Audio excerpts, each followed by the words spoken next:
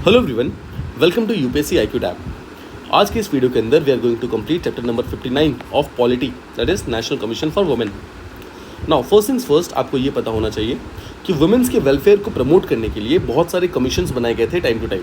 Indian government ने बनाए थे ऑब्वियसली।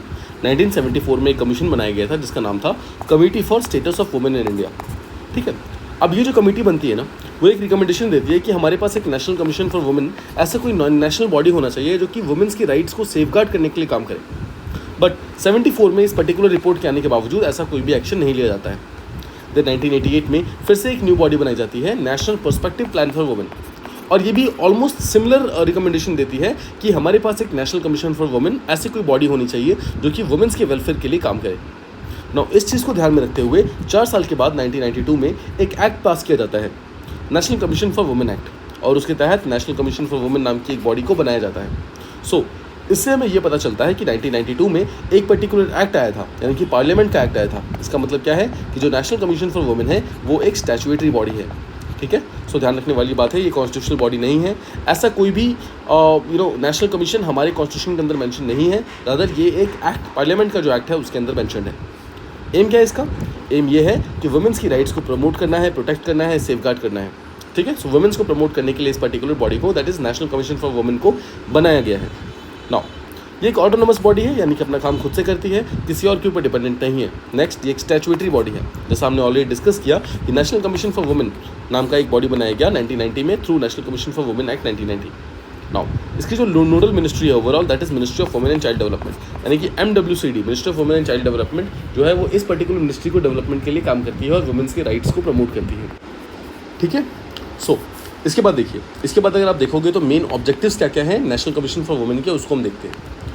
सबसे पहला एंड प्राइम ऑब्जेक्टिव ये है कि जितने भी वुमेन के लिए सेफगार्ड्स वगैरह लगाए गए हैं उनको रिव्यू करना है, मतलब चेक करना है कि जो सेफगार्ड्स वुमेन के लिए हैं क्या वो ऑप्टिमम है कि नहीं, मतलब वो सही है कि नहीं। सेकंड, अगर कहीं पर भी ज़रूरत है तो उसको बेटर करने के लिए और ज़्यादा लेजिस्लेटिव मेजर्स को रिकमेंड करना है कि और क्या क्या न्यू लॉ वगैरह बन सकते हैं, ये सब बताना है। थर्ड, ग्रीवांस रिड्रेसल के बारे में बताना है कि कैसे अगर वुमेन्स को कोई भी प्रॉब्लम होती है और अगर वो कंप्लेन करती है तो उनको सॉल्व करने के लिए क्या क्या चीज़ें की जा रही हैं। एंड फोर्थ, गवर्नमेंट को एडवाइस करना है ऑल द पॉलिसी मैटर्स पे, मतलब वुमेन्स से रिलेटेड कोई भी पॉलिसी मैटर अगर होगी तो उस पर गवर्नमेंट को एडवाइस करेगा नेशनल कमीशन फॉर वुमेन। अब हम बात करते हैं कॉम्पोजिशन की। नेशनल कमीशन फॉर वुमेन में कॉम्पोजिशन क्या क्या है? देखो, ये एक मल्टी मेंबर बॉडी है जिसमें टोटल मिलाकर के 7 मेंबर्स होते हैं। देखिए, एक चेयरपर्सन होता है, 5 मेंबर्स होते हैं और एक मेंबर सेक्रेटरी होता है। जो चेयरपर्सन होता है उसकी सिर्फ एलिजिबिलिटी ये है कि he should be committed to the cause of women, मतलब वुमेन्स के डेवलपमेंट के लिए या फिर वुमेन्स के सेफगार्ड के लिए कमिटेड होना चाहिए, वो बंदा वुमेन्स के लिए काम करना चाहिए, पहली चीज़। नेक्स्ट, जो 5 मेंबर्स होंगे उसको देखो, 5 मेंबर्स की बहुत स्पेसिफिक कंडीशंस नहीं है। वंस अगेन ऐसे ही लोग होने चाहिए जो कि वुमेन्स के लिए काम करें, वुमेन्स के बेनिफिट के लिए काम करें। वो वुमेन वॉलंटरी ऑर्गेनाइजेशन के हो सकते हैं, अलग अलग टाइप के, मतलब ऐसे लोग होने चाहिए बेसिकली जो वुमेन के वेलफेयर के लिए काम करें। इसमें एकमात्र कंडीशन ये है कि उनमें से एक मेंबर एटलीस्ट SC का होना चाहिए, शेड्यूल कास्ट का, और एक मेंबर शेड्यूल ट्राइब का होना चाहिए। मतलब देखो, 1 होना चाहिए यहाँ पर चेयरपर्सन, जिसका सिंपल सा एक ही एलिजिबिलिटी है कि he should be committed to the cause of women.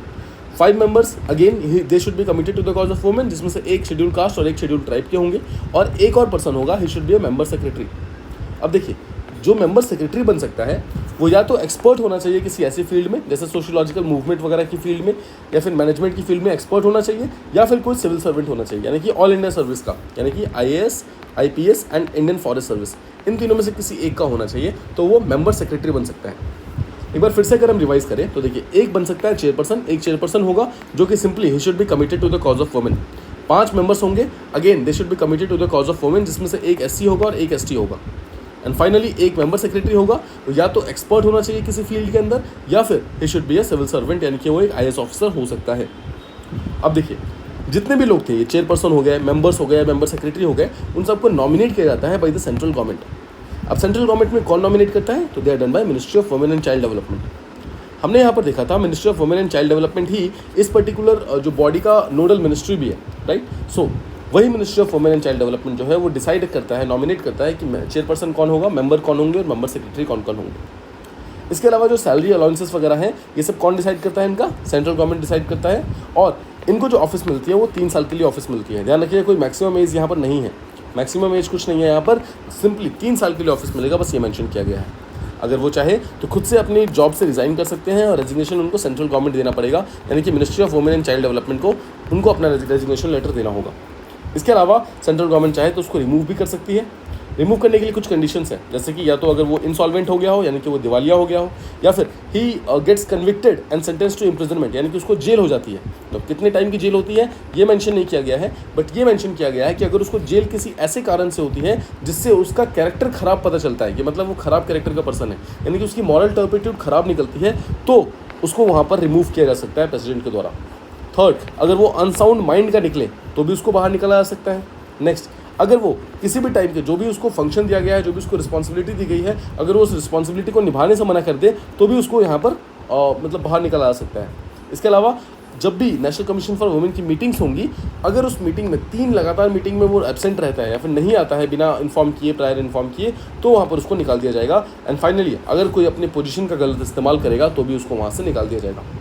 बस एक चीज़ आपको यहाँ पर ध्यान रखनी है कि इसको निकालता कौन है, रिमूवल किया जाता है by the central government. Central government ही उसको रिमूव कर सकता है, ठीक है। So this is a very very important thing, because अक्सर ज़्यादातर जो नॉन कॉन्स्टिट्यूशनल बॉडीज़ है उसमें भी जो प्रेसिडेंट होते हैं वही उसको रिमूव करते हैं, बट यहाँ पर सेंट्रल गवर्नमेंट खुद वहाँ पर उसको रिमूव करेंगे, यानी कि ministry of women and child development. Alright, इसके अलावा हम देखते हैं फंक्शंस क्या क्या हैं इनके। नेशनल कमीशन फॉर वुमेन को क्या क्या फंक्शंस दिए गए हैं, क्या क्या काम उनको करने होते हैं। पहला काम ये है उनका कि जो वुमेन को सेफगार्ड्स है उसको इन्वेस्टिगेट करना है, मतलब किसी भी तरीके का अगर कोई भी ह्यूमन राइट्स मतलब वुमेन्स की राइट्स का वायलेशन होता है तो उस राइट्स के वायलेशन को इन्वेस्टिगेट करना है और उसको प्रॉपर्ली एग्जामिन करना है।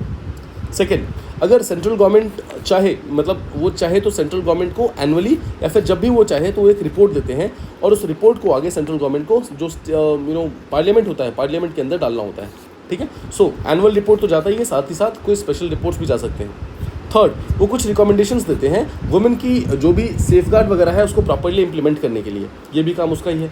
नेक्स्ट, जो भी एग्जिस्टिंग प्रोविजंस है, यानी कि जो भी लॉज वगैरह बनाए गए हैं वुमेन्स के सेफगार्ड के लिए, उनको टाइम टू टाइम रिव्यू करते रहना भी इनका मेन फंक्शन है। इसके अलावा अगर कहीं पर भी वुमेन्स के अगेंस्ट में कोई ऐसी चीज़ होती है जो कि कॉन्स्टिट्यूशन के भी अगेंस्ट है, तो ऑटोमेटिकली उसके अगेंस्ट में एक केस बनाना और उसको प्रॉपर्ली इन्वेस्टिगेट वगैरह करना। इसके अलावा जब भी वो कंप्लेन वगैरह उनके पास है तो मिलती है, या तो कोई कंप्लेन करेगा या फिर जो सुओ मोटो एक्शन है, अगर सुओ मोटो एक्शन भी लिया जाता है जो कि वुमेन्स की राइट्स के अगेंस्ट होता है, मतलब अगर किसी ने वुमेन्स की राइट्स का वायलेशन किया है या फिर किसी ने लॉज को प्रॉपर्ली इंप्लीमेंट नहीं किया है या फिर पॉलिसीज़ को प्रॉपर्ली इंप्लीमेंट नहीं किया, तो वहाँ पर सुओ मोटो केस इनिशिएट कर सकते हैं। मतलब खुद से चाहे तो बिना किसी कंप्लेन के वो लोग केसेस को रजिस्टर कर सकते हैं और केसेस को आगे इंप्लीमेंट करने पर फोकस कर सकते हैं। इसके अलावा अगर वो चाहे तो किसी एक स्पेसिफिक प्रॉब्लम को स्टडी करने के लिए एक प्रॉपर कमेटी बना सकते हैं और उसको इन्वेस्टिगेशन करवा सकते हैं। जो भी कंस्ट्रेंट्स वगैरह हैं, जो भी मेन प्रॉब्लम्स वगैरह हैं, वो किसी चीज़ को लेट्स से किसी पर्टिकुलर लॉ को इम्प्लीमेंट करने में उस पर्टिकुलर कंस्ट्रेंट को सॉल्व कराने की कोशिश कर सकते हैं। इसके अलावा वुमेन की राइट्स के ऊपर प्रॉपर्ली रिसर्च करवा सकते हैं, सो प्रॉपर्ली रिसर्च वगैरह हो सकता है, ठीक है। इसके अलावा जब भी वुमेन्स रिलेटेड कोई भी प्लानिंग वगैरह होगी, यानी कि वुमेन डेवलपमेंट रिलेटेड प्लानिंग वगैरह होगी, तो उसमें पार्टिसिपेट कर सकते हैं वो लोग और उसमें प्रॉपर्ली सेंट्रल गवर्नमेंट को एडवाइस करेंगे कि किस तरीके की लॉज वगैरह की ज़रूरत है अभी वुमेन्स सेफगार्डिंग के लिए।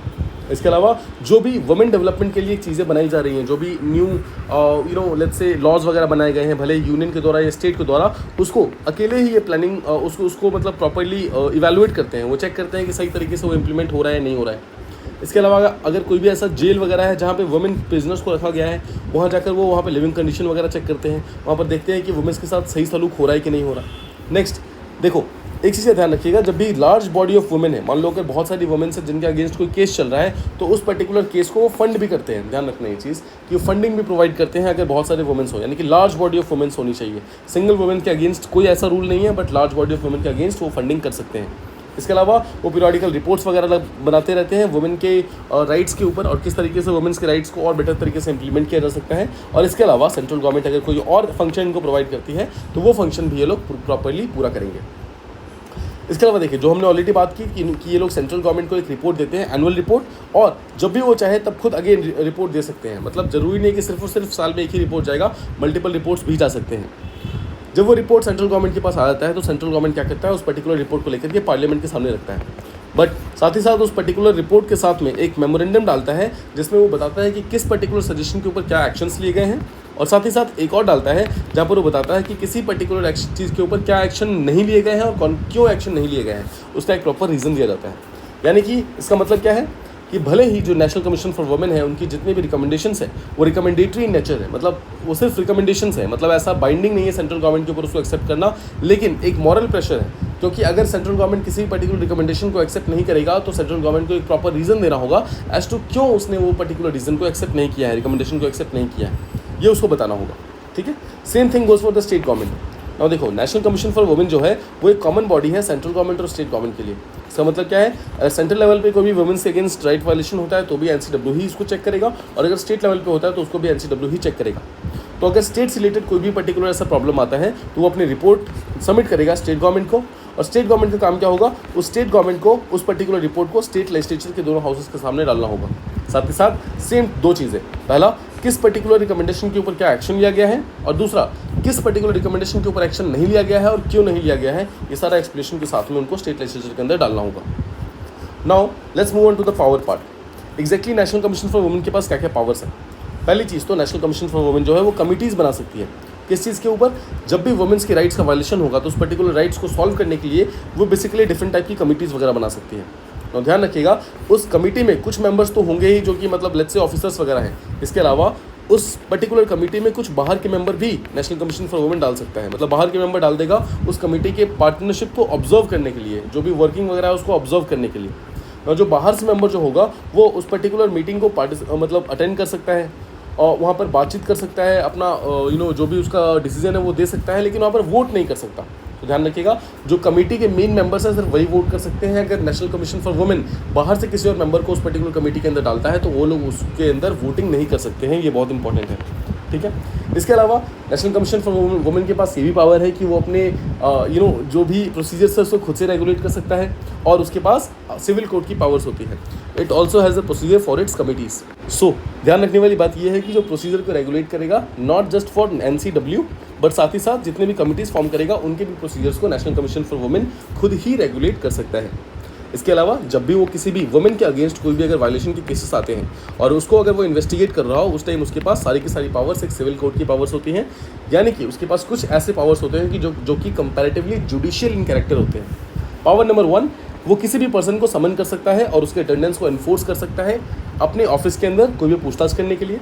पावर नंबर 2, वो किसी भी पर्टिकुलर डॉक्यूमेंट की डिस्कवरी के लिए बोल सकता है, जो भी कंसर्न पर्सन है उससे उस पर्टिकुलर डॉक्यूमेंट के बारे में जो वेरिफिकेशन वगैरह मांग सकता है। थर्ड, वो किसी भी टाइप का एविडेंस जो है ऑन एफिडेविट मांग सकता है। एफिडेविट का मतलब होता है गवर्नमेंट पेपर।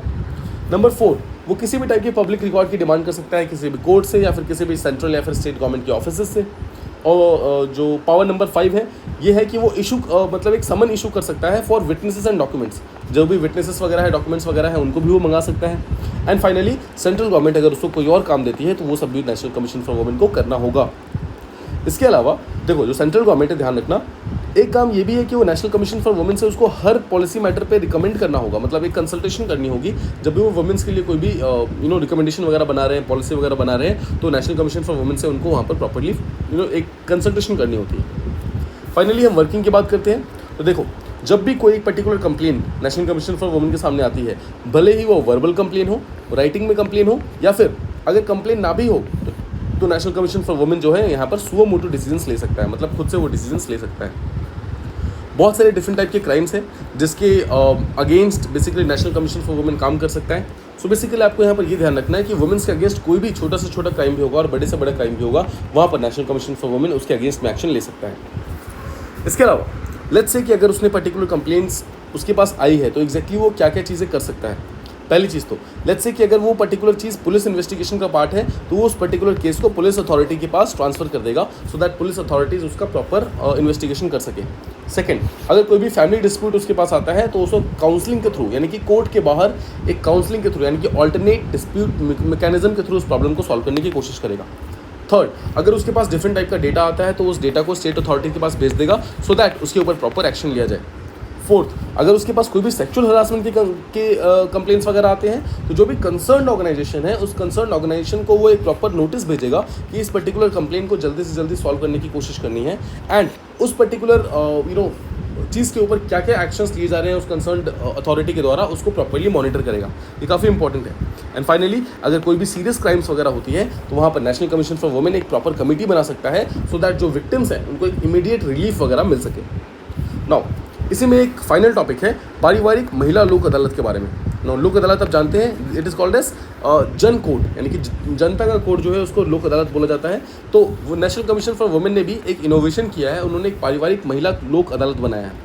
ठीक है, एम क्या है इसका? एम इसका ये है कि जो डिस्ट्रिक्ट लीगल सर्विस अथॉरिटी होती है, जो कि एक जुडिशरी का पार्ट होती है, उसको सप्लीमेंट करता है, मतलब उसके साथ में मिलकर काम करता है।